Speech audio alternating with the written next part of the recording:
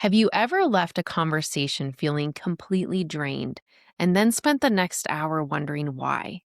Your body was trying to tell you something. And today we're going to learn how to listen.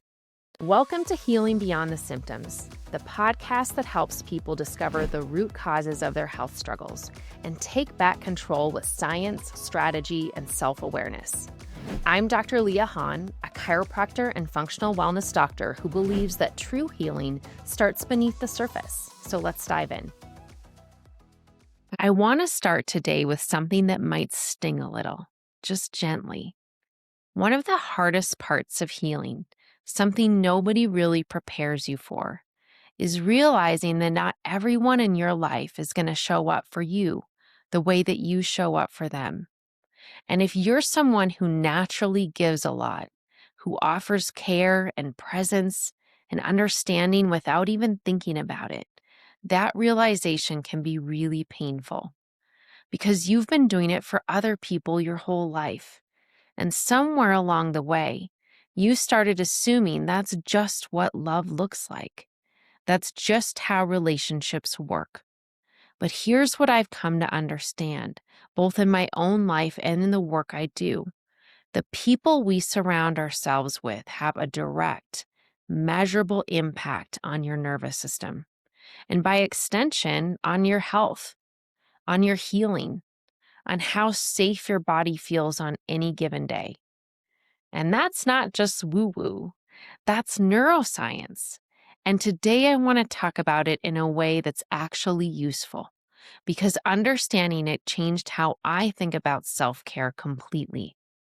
Let's start with the concept of co-regulation, because this is a word that gets used a lot, and I want to make sure it actually means something to you, not just as a concept, but as something you've actually experienced. You know that feeling when you walk into a room and someone is visibly tense or upset, and even if nobody says anything, you feel it? Your shoulders go up a little. Something in you shifts. You didn't decide to do that. You didn't choose it. Your nervous system just responded. That's co-regulation. Our nervous systems are constantly attuning to the people around us, mirroring, responding, adjusting, and it's biological.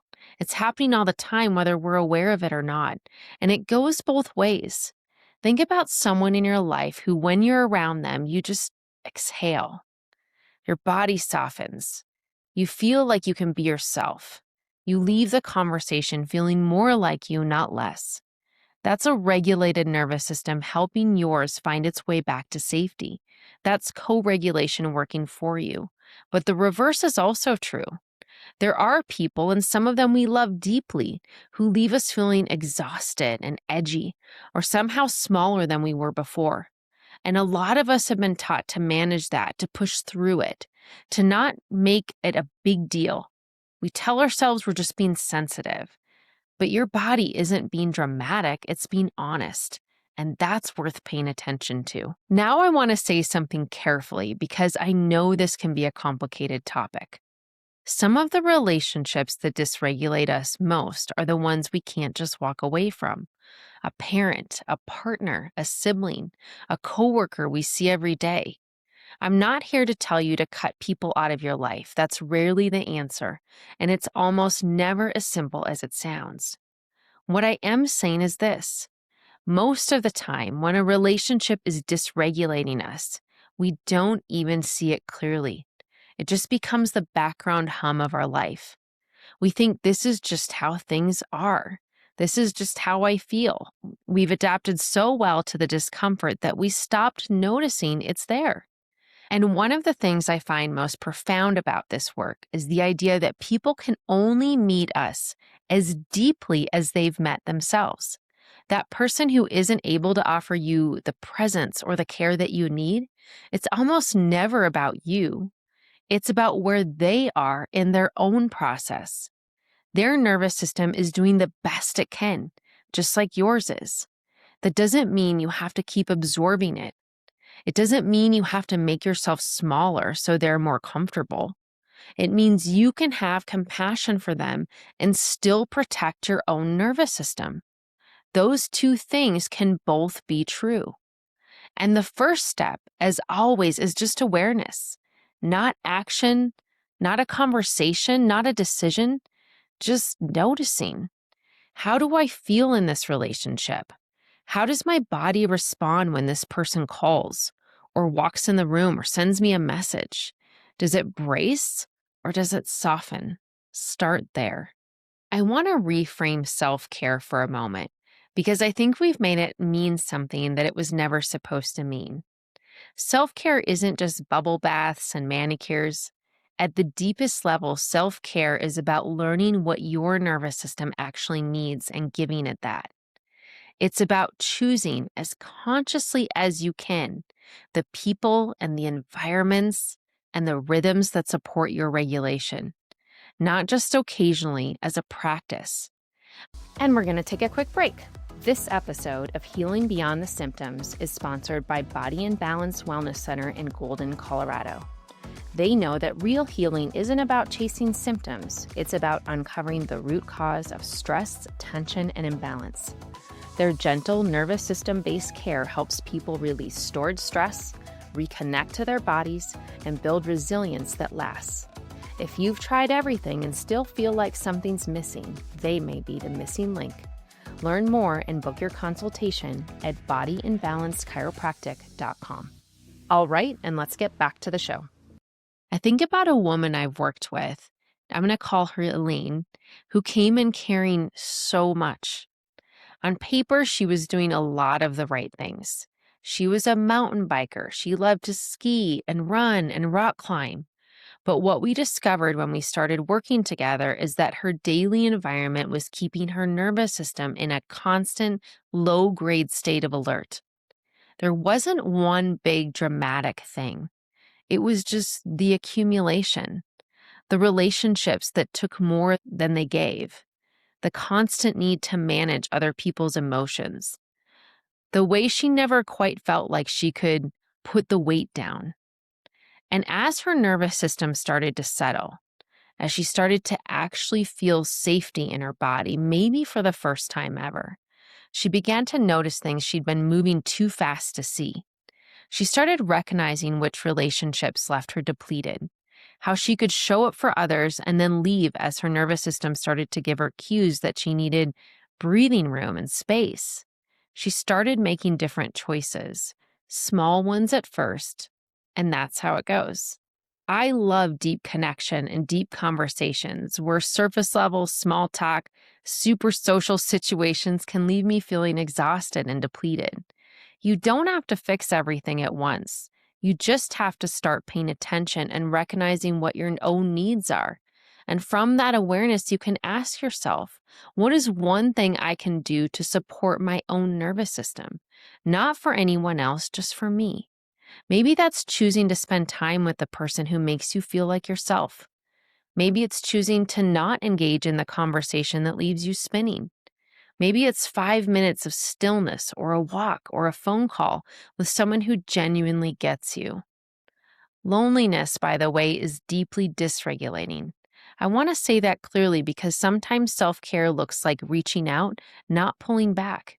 Healing happens in connection with people who allow you to be seen and feel safe and fully human. It's about finding the right relationships that honor your needs, your energy, and your boundaries.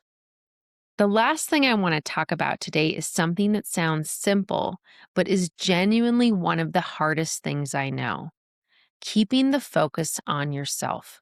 When we're in relationships that feel hard or complicated, when we can see that someone we love is struggling, or when we feel unseen or misunderstood, our instinct is often to try to fix it, to explain ourselves better, to adjust how we're showing up so that maybe this time it'll land differently. But trying to change other people is almost never where the transformation lives. What actually changes things, what actually gives you back your power, is changing how you relate, how you respond, and how you care for yourself inside of that relationship. That shift from focusing outward to focusing inward is one of the most healing things I've ever witnessed. Because when your nervous system is regulated, when you feel genuinely grounded in yourself, You stop needing the other person to be different in order for you to be okay. And that is a completely different kind of freedom. And here's something that always moves me about this work. When one nervous system settles, it often helps another settle as well. You can't force that.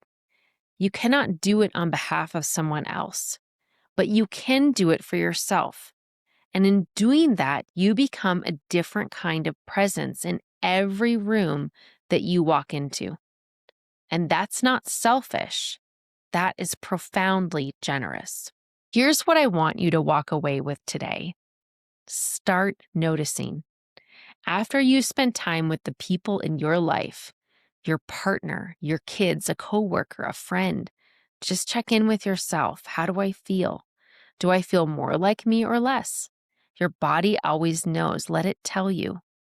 Practice self-soothing, not as a luxury, but as a daily necessity. Breathing, gentle movement, time outside, stillness, warmth. Even 10 minutes creates a real shift in your nervous system over time. Look for community that supports your healing. Seek out people, even just one person, who allows you to be seen, safe, and real. That is connection, and it's not optional. It's part of how we heal. And keep the focus on yourself. You can't change other people, but you can change how you care for yourself. And that changes everything. Thank you for being here with me today. This one's close to my heart because I think so many of us have spent years pouring into everyone around us while quietly running on empty. And you deserve more than that. You deserve relationships that feel safe. You deserve a nervous system that isn't always bracing. And you deserve to experience what healing actually feels like from the inside out. If you're curious about nervous system-based support and what that could look like for you, I'd love to invite you to book a wellness consultation at bodyandbalancechiropractic.com. We'll talk about where you are, what your body needs, and what a path forward might look like together. If today's episode created a spark within you, please share it with someone who needs permission to start noticing. And please take a moment to like, subscribe, and leave a review for the podcast.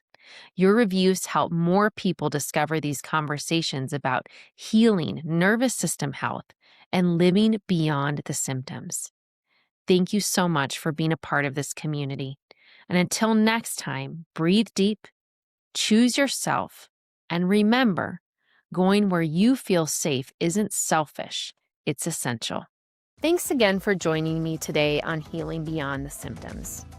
If you've been curious about network spinal, or if you've tried everything else and still feel stuck, I want you to know this. Your body is not broken. It's patterned, and those patterns can change. If you're ready to experience how gentle care can lead to profound transformation, I'd love to invite you to book a wellness consultation at bodyandbalancechiropractic.com. Together, we'll look at what your body needs to finally release, reset, and thrive. Until next time, breathe deep, trust your body, and remember, gentle can be powerful.